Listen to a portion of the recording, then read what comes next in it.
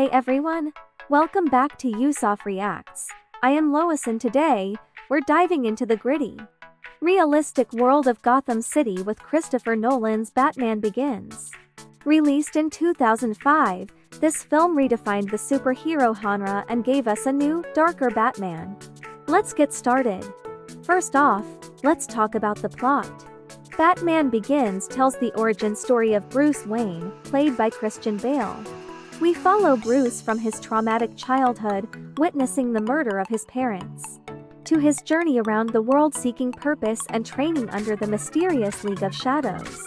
Bruce's journey is intense and filled with self-discovery. We see him confronting his fears, particularly his fear of bats, which ultimately inspires his transformation into Batman. One of the film's strengths is its focus on Bruce Wayne's character development. His training under Ra's al Ghul, played by Liam Neeson, is a crucial part of his journey. Ra's teaches Bruce the importance of overcoming his fears and using them to his advantage. Now, let's talk about the characters. Christian Bale delivers a powerful performance as Bruce Wayne or Batman. He perfectly captures the duality of the character, the billionaire playboy and the tormented vigilante. Michael Caine as Alfred brings warmth and wisdom to the role, providing a fatherly presence for Bruce. Gary Oldman as Jim Gordon is also fantastic, portraying the moral compass of Gotham's police force. And let's not forget Morgan Freeman as Lucius Fox, the tech genius behind Batman's gadgets. The film's villains are equally compelling. Cillian Murphy's Scarecrow brings psychological horror to the table, while Liam Neeson's Ra's al Ghul presents a philosophical challenge to Batman's mission. Christopher Nolan's direction is masterful.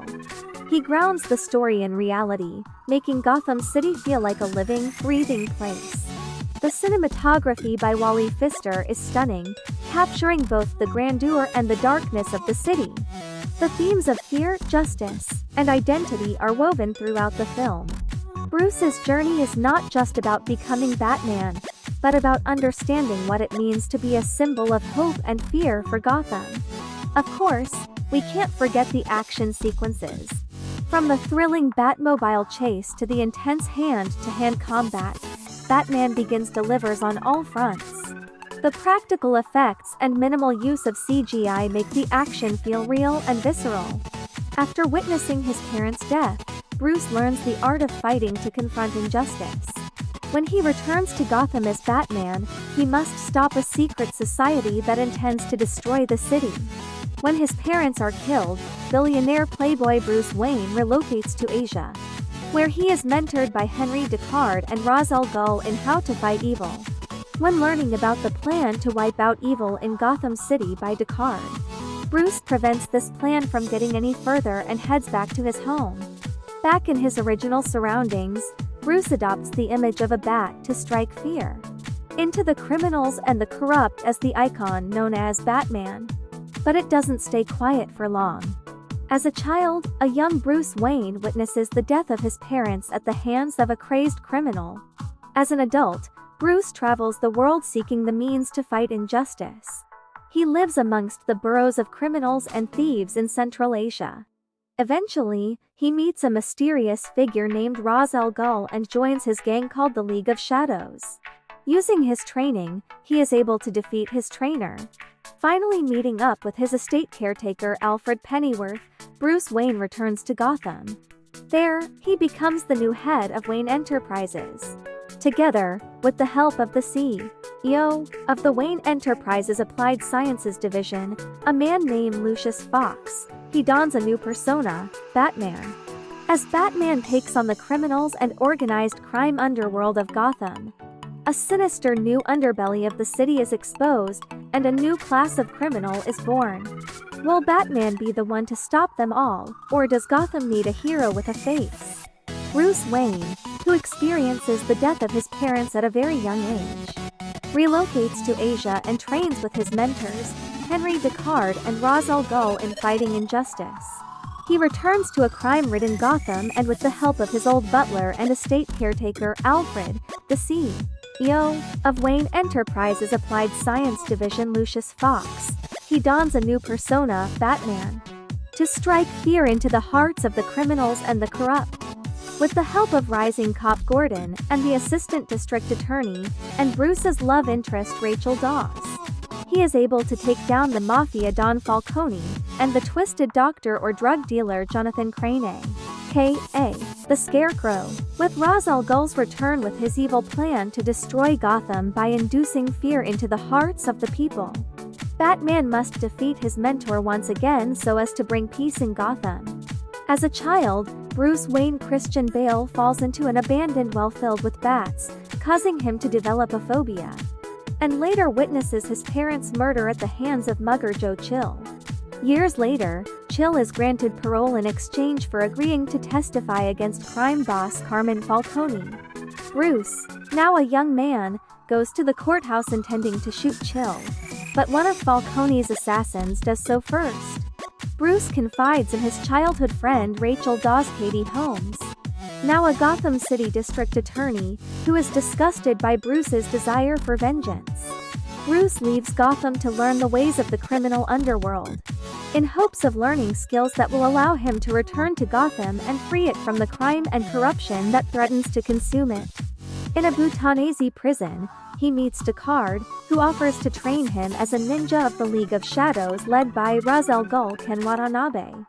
While making the difficult journey to Ra's monastery at the top of a nearby mountain range, he picks a strange blue flower which is used later in a test as an hallucinogen to force him to face his greatest fear. As he completes his training, Bruce learns of the League's true intentions: to liberate Gotham from the evils that plague it by destroying the city. He burns down the League's temple, killing Ra's, while saving the life of Deckard. Bruce returns to Gotham. While publicly posing as a reckless playboy, he takes an interest in his family's company, Wayne Enterprises, a technology and defense conglomerate run by the unscrupulous CEO William Earl, who intends to take the company public. Bruce meets Lucius Fox, head of the Applied Sciences Division, who introduces him to several of Wayne's experimental prototype technologies, including an armored car, the Tumbler, and protective bodysuit, which Bruce uses to create his crime-fighting persona, Batman. As Batman, Bruce uses sophisticated surveillance equipment to spy on Falcone's meetings and illegal smuggling operations in the city. He uses his fearsome persona in costume to interrogate a corrupt detective, Flash Mark Boone Jr., about the drug shipments. Batman intercepts an illegal drug shipment and turns the captured Falcone over to CTD, Jim Gordon, and the Gotham Police. Meanwhile, a Wayne Enterprises cargo ship is raided and an experimental weapon is stolen: a microwave emitter that uses microwaves to vaporize an enemy's water supply. Back in Gotham, Falcone and his henchmen are declared mentally unfit for trial and transferred to Arkham Asylum by the corrupt doctor, Jonathan Crane, who had been using Falcone to import a dangerous hallucinogenic drug, synthesized from the odd blue flower Deckard had charged Bruce with retrieving in Bhutan, that causes severe psychosis. Crane exposes Falcone to the toxin while wearing a burlap mask, driving Falcone mad with fear of the Scarecrow. While investigating Crane, Batman is also exposed to the drug and is rescued by Alfred and given an antidote by Fox. Rachel goes to Arkham, where Crane reveals that he has been dumping the toxin into Gotham's water supply before dosing her with it. She is rescued by Batman, who sprays Crane himself with the toxin and interrogates him. Crane reveals that he's been working for Ra's al Ghul, an epiphany that Batman finds impossible. Batman fights a SWAT team sent to capture him and escapes Arkham with Rachel, whose mind is fading quickly. In the Tumbler, Batman blasts through the police force sent to trap him. He takes Rachel to his lair, inoculates her, and gives her 2 vials of the antidote, one for CTT, Gordon, and one for mass production. Back at Arkham, Gordon and his investigative team find that Crane's men have been dumping the toxin into the city's water supply for weeks. However, it hasn't affected the population yet because it needs to be inhaled to take effect. At his 30th birthday celebration at Wayne Manor, Bruce is confronted by Deckard, who reveals himself to be the real Ra's al Ghul. Bruce fakes a drunken tirade to get rid of his guests, leaving him alone with Ra's and his ninjas. Ra's reveals the League's plan to destroy Gotham, having stolen the microwave emitter and conspired with Crane. They intend to vaporize the city's toxin-riddled water supply, creating mass hysteria and violence.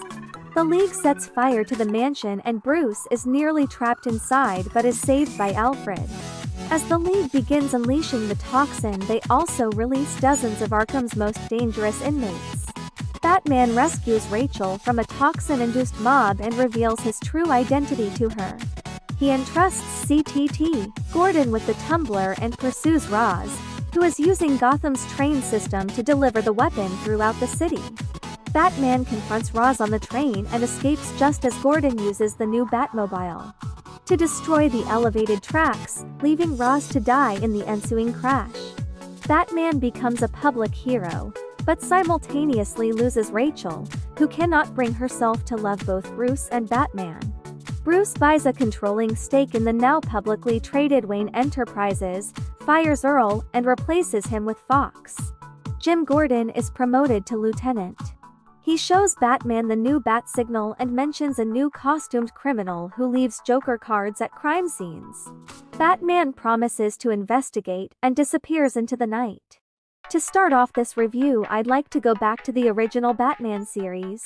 Adam West hammed it up in what has to be the campest yet enjoyable version of Batman. It was cheesy, it had the pow, whack, kaboom, very tongue-in-cheek, which brings me to my next point, is what Batman eventually became. Batman, featuring Michael Keaton, was a good film. Keaton was a good Batman. He portrayed the Dark Knight to a whole new army of fans. A darker Batman, less camp, plus with a villain such as Jack Nicholson turning in another great performance as the Joker. It was win-win. Where from there, a sequel, Keaton yet again, Batman Returns. Not as good as its predecessor but still a thoroughly enjoyable film. With the villains being Penguin DeVito and Catwoman Pfeiffer adding something different to the Batman series. All is going well, then things start to go sour. Keaton is gone and in comes Kilmer, who has to be the most wooden Batman ever. In come the clicks, the tongue-in-cheek one-liners and so on, but Batman still has some credibility until, dare I mention it, Batman and then Robin. This ruined the Batman series with Clooney just being the eye candy for the ladies, the addition of Batgirl, oh dear lord. And the villains just coming out with the most tongue-in-cheek one-liners ever. Example, Mr. Freeze, you're not sending me to the cooler, wrong, oh so wrong. Something had to be done and this was Batman Begins. This film rescues the Batman series single-handedly. It's a shame it didn't start off this way, as it might not have died on its rear. To start off this review, I'd like to go back to the original Batman series. Adam West hammed it up in what has to be the campest yet enjoyable version of Batman. It was cheesy, it had the pow, whack, kaboom, very tongue-in-cheek, which brings me to my next point, is what Batman eventually became. Batman, featuring Michael Keaton, was a good film. Keaton was a good Batman. He portrayed the Dark Knight to a whole new army of fans. A darker Batman, less camp, plus with a villain such as Jack Nicholson turning in another great performance as the Joker. It was win-win. Where from there, a sequel, Keaton yet again, Batman Returns. Not as good as its predecessor but still a thoroughly enjoyable film. With the villains being Penguin DeVito and Catwoman Pfeiffer adding something different to the Batman series. All is going well, then things start to go sour. Keaton is gone and in comes Kilmer, who has to be the most wooden Batman ever. In come the clicks, the tongue-in-cheek one-liners and so on, but Batman still has some credibility until, dare I mention it, Batman and then Robin. This ruined the Batman series with Clooney just being the eye candy for the ladies, the addition of Batgirl, oh dear lord. And the villains just coming out with the most tongue-in-cheek one-liners ever.